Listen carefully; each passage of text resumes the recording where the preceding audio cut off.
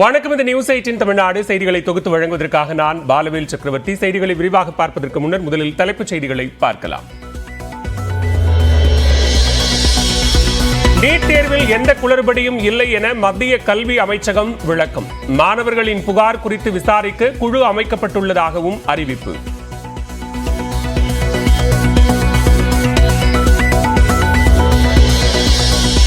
கடந்த மாதம் நடந்த நீட் தேர்வை ரத்து செய்ய மகாராஷ்டிர பாஜக கூட்டணி அரசு வலியுறுத்தல். குளறுபடி மூலம் மாணவர்களுக்கு அநீதி இழைக்கப்பட்டுள்ளதாக குற்றச்சாட்டு.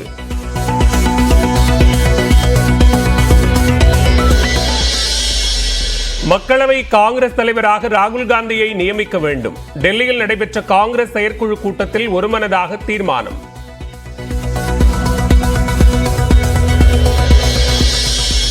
சட்டமன்ற தேர்தலில் வென்ற மாநிலங்களில் காங்கிரஸ் தோற்றதை ஏற்க முடியாது என மல்லிகார்ஜுன கார்கே பேச்சு.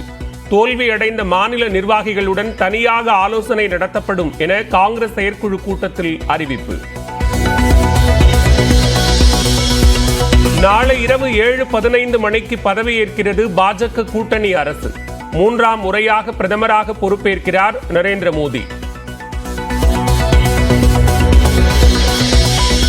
நரேந்திர மோடியின் பதவியேற்பு விழாவில் பங்கேற்க வங்கதேச பிரதமர் ஷேக் ஹசீனா வருகை. 9 நாட்டு தலைவர்கள் கலந்து கொள்கிறார்கள்.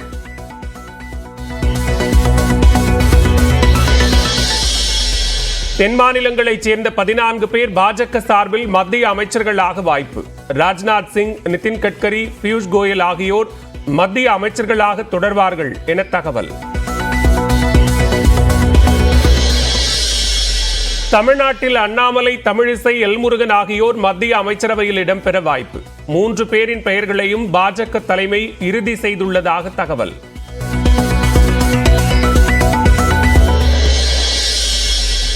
மக்களவைத் தேர்தலில் வெற்றி பெற்ற திமுக எம்பிக்களுடன் இன்று முதலமைச்சர் மு க ஸ்டாலின் ஆலோசனை. கூட்டத்தில் கட்சியின் நாடாளுமன்ற குழு தலைவராக TR பாலு மற்றும் கனிமொழியின் பெயர்கள் பரிசீலனை என தகவல்.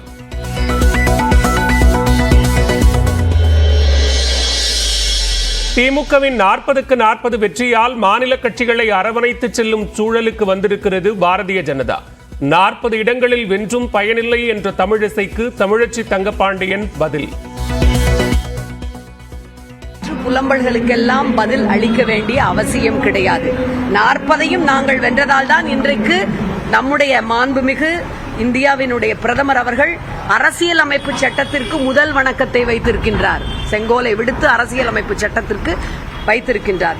இதுகாரும் நாங்கள் அசைக்க முடியாதவர்கள், 400க்கு மேல் வாங்குவோம் என்கின்ற பிம்பம் தகர்க்கப்பட்டிருக்கின்றது. அதற்கான முதல் அடியை தமிழ்நாடு கொடுத்திருக்கின்றது. மக்களவைத் தேர்தலில் திமுக பாஜகவை விட அதிமுகவுக்கு அதிக வாக்குகள் கிடைத்துள்ளதாக எடப்பாடி பழனிசாமி பேட்டி. பாஜக பிரிந்து சென்றதால் அதிமுகவின் வாக்கு சதவிகிதம் உயர்ந்ததாகவும் விளக்கம். 2019 பெற்ற வாக்குகளை விட 2024 நாடாளுமன்ற தேர்தலில் திராவிட முன்னேற்ற கழக தலைமையிலே இந்தியா கூட்டணி பெற்ற வாக்குகள் குறைவு. 6.32% வாக்குகள் குறைஞ்சிருக்குது. இரண்டையும் ஒப்பிட்டு பார்க்கும்போது அதிமுக தான் கூடுதலான வாக்குகளை பெற்றிருக்கு. பாரதிய ஜனதாவும் குறைந்த வாக்குகள் தான் பெற்றிருக்குது. திராவிட முன்னேற்ற கழகமும் குறைந்த வாக்குகள் தான் பெற்றிருக்குது. SP வேலுமணியுடன் கருத்து வேறுபாடு என வெளியான செய்திக்கு எடப்பாடி பழனிசாமி மறுப்பு. திட்டமிட்டு குழப்பத்தை ஏற்படுத்தும் முயற்சி என சாடல். பத்திரிகையில் வந்த செய்திகளை ஊடகங்கள் கேட்கறீங்க, அது சொல்லியிருக்கிறாங்க. அது உங்களுக்கு விறுவிறுப்பான செய்தி வேணும். வேணுமென்ற திட்டமிட்டு ஒரு குழப்பத்தை வர வைக்கிறது. ஏதாவது அதிமுக பற்றி ஊடகத்திலையும் பத்திரிகையிலும் செய்தி வரணும். அதை எடுத்து பாஜக கூட்டணியை அதிமுக நிராகரித்ததற்கு உட்கட்சி பிரச்சனையே காரணம் என பாஜகவின் ராமசீனிவாசன் குற்றச்சாட்டு. எடப்பாடி பழனிசாமிக்கு தவறான ஆலோசனை வழங்கப்பட்டதாகவும் புகார். மக்களவை தேர்தல் முடிவுகளின்படி திமுக கூட்டணி 221 சட்டப்பேரவை தொகுதிகளில் ஆதிக்கம். அதிமுக கூட்டணி 10 இடங்களிலும் பாஜக கூட்டணி 3 இடங்களிலும் முன்னிலை.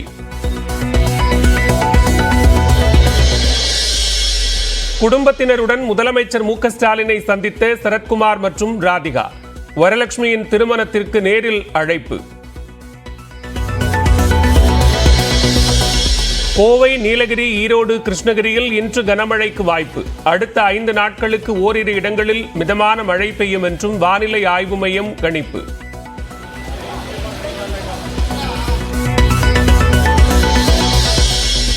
ஒடிசாவில் தேர்தல் தோல்விக்கு வி.கே. பாண்டியனை குறை சொல்வது துரதிருஷ்டவசமானது. முன்னாள் முதலமைச்சர் நவீன் பட்நாயக் பேட்டி. சென்னை சென்ட்ரலில் இருந்து கோவை சென்ற ரயிலில் பயணிகளுடன் துணை ராணுவ படையினர் தகராறு என புகார்.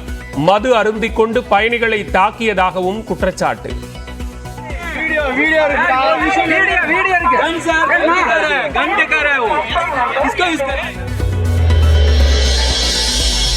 T20 உலகக்கோப்பையில் 2 விக்கெட் வித்தியாசத்தில் இலங்கையை வீழ்த்திய வங்கதேசம். 2 போட்டிகளிலும் தோல்வியடைந்ததால் கேள்விக்குறியான இலங்கையின் சூப்பர் 8 வாய்ப்பு.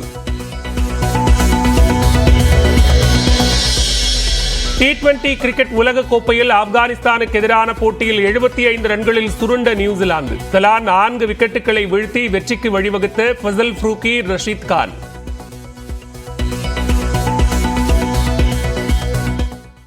நரேந்திர மோடியின் புதிய அமைச்சரவையில் ஆந்திர மாநிலத்திற்கு 5 அமைச்சர் பதவிகள் வழங்கப்பட வாய்ப்பிருப்பதாக தகவல் வெளியாகியுள்ளது. புதிய அமைச்சரவை இலாக்கா ஒதுக்கீடு தொடர்பாக பாஜக தலைவர் ஜே.பி. நட்டா தலைமையில் மூத்த தலைவர்கள் அமித்ஷா, பியூஷ் கோயல், ராஜ்நாத் சிங் உள்ளிட்டோர் இன்றும் ஆலோசனை நடத்த உள்ளனர். இந்நிலையில் ஆந்திர மாநிலத்திற்கு 5 அமைச்சரவை பொறுப்புகள் வழங்கப்பட வாய்ப்புள்ளதாக தகவல்கள் வெளியாகியுள்ளன. அதில் 3 பொறுப்புகள் தெலுங்கு தேசம் கட்சிக்கும், 1 பவன் கல்யாணின் ஜனசேனா கட்சிக்கும், மற்றொன்று பாஜகவை சேர்ந்த ஒருவருக்கும் ஒதுக்கப்பட உள்ளது.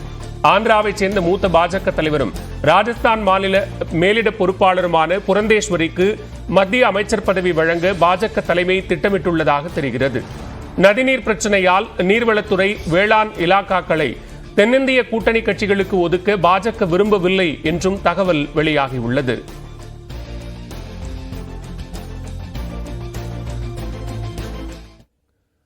ஐதராபாத்தில் ஆஸ்துமா நோயாளிகளுக்கு மீன் பிரசாதம் வழங்கும் நிகழ்வு தொடங்கி இருக்கிறது. தொடர்பான கூடுதல் விவரங்களோடு இணைகிறார் செய்தியாளர் புஷ்பராஜ். புஷ்பராஜ், விவரங்களை பதிவு செய்யலாம். பாலா, ஹைதராபாத்தில் உள்ள நாம்பள்ளி கண்காட்சி மைதானத்தில் ஆஸ்துமா நோயாளிகளுக்கு மீன் பிரசாதம் வழங்குவது இன்று துவங்கியுள்ளது. இன்றும் நாளையும் நாம்பள்ளி கண்காட்சி மைதானத்தில் ஆஸ்துமா நோயாளிகளுக்கு மீன் பிரசாதம் வழங்கப்படும். பத்தினி சகோதரர்கள் என்று கூறப்படும் அவருடைய பரம்பரையை சேர்ந்தவர்கள் கடந்த 172 ஆண்டுகளாக ஆஸ்துமா நோயாளிகளுக்கு மீன் பிரசாதங்களை வழங்கி வருகின்றனர். மீன் பிரசாதங்கள் வழங்குவதற்காக 36 கவுண்டர்கள் அமைக்கப்பட்டுள்ள நிலையில் அங்கு பல்லாயிரக்கணக்கான ஆஸ்துமா நோயாளிகள் வரிசையில் காத்திருந்து மீன் பிரசாதங்களை வாங்கி செல்கின்றனர். கடந்த ஆண்டு சுமார் 2 லட்சம் பேருக்கு மீன் பிரசாதம் வழங்கப்பட்டது. இந்த ஆண்டில் இது அதை விட அதிகமானவர் மீன் பிரசாதம் வாங்கி செல்வார்கள் என்று கூறப்படுகிறது. இந்த நிலையில் நோயாளிகளுக்கு வழங்குவதற்கான தேவையான மீன்களை தெலுங்கானா மாநில மீன்வளத்துறை அங்கு ஏற்பாடு செய்து கொடுத்திருக்கிறது. இந்த மீன் பிரசாதம் வழங்கும் நிகழ்ச்சியில் உயிருடன் இருக்கும் மீன் குஞ்சுகளை அவர் நோயாளிகளின் தொண்டைக்குழி வரை எடுத்து சென்று உயிருடன் விட்டு விடுவார்கள். அதை அப்படியே நோயாளிகள் விழுங்கிவிட வேண்டும் என்பது குறிப்பிடத்தக்கது. பாலா, நன்றி புஷ்பராஜ், விரிவான விவரங்களுக்கு.